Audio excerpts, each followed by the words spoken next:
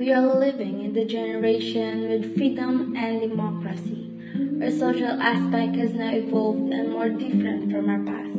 The past that created our history, our present, and identity as a Filipino. What if we're given a chance to visit the past? Can we endure to witness the oppressed Filipino people? Are we ready to accept the fact that we are slaves of our own land? A normal day for a normal young student started her journey at school. Little did she know she's about to experience the most life-changing of her life, as she soon discovers that the Filipinos in the 19th century had suffered from feudalistic and master-slave relationship by the Spaniards.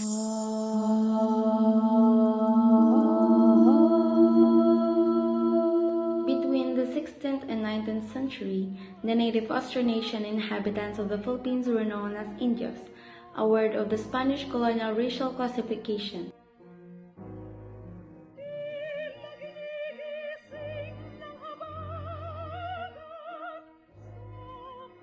Soon, the young woman encountered the Filipino Indios and bumped into them. What will happen after she met them? Let us know who are the middle-class people in the Philippines during the 19th century. In the 19th century, Chinese mestizos played a significant role in the Philippine society. They were crucial in the development of the Filipino middle class, the demand for reforms, the 1898 revolution, and the creation of the current Filipino national. Now, our young student had meddled with our Filipino Indio and taking her for trading her products to the middle-class people.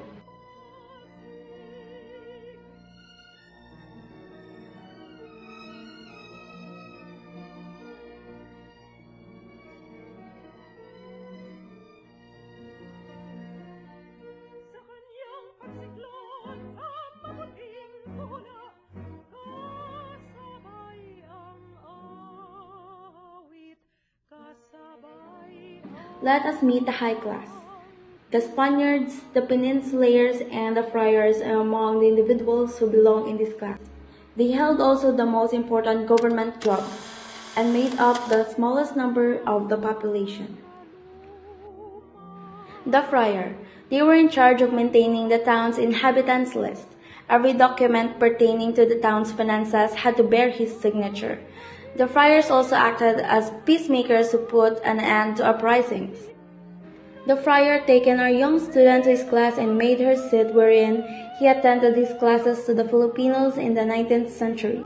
Spanish friars and missionaries educated the natives and converted indigenous communities to the Catholic faith.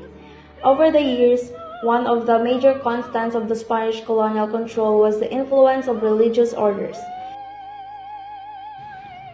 Now, our young student already met the friar. She now got the chance to see the oppression happening that time wherein the Filipino society was made up of branganic societies with small numbers and low levels of output prior to Spanish colonization. The ruling datos boosted the amount of labor that was available in order to exploit the abundant natural riches of the nation by introducing labor services penalties in addition to fines.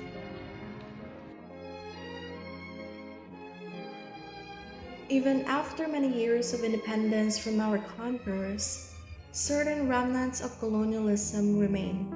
Our country became a melting pot of colonizers' cultures and influences.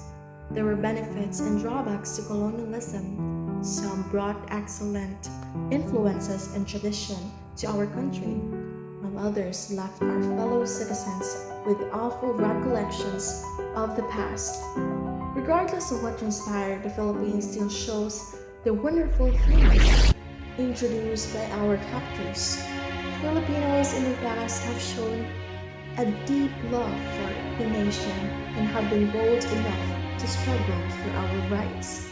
Now, as students and Filipinos, let us respect what transpired in the past, commemorate our heroes, and be glad to be a Filipino.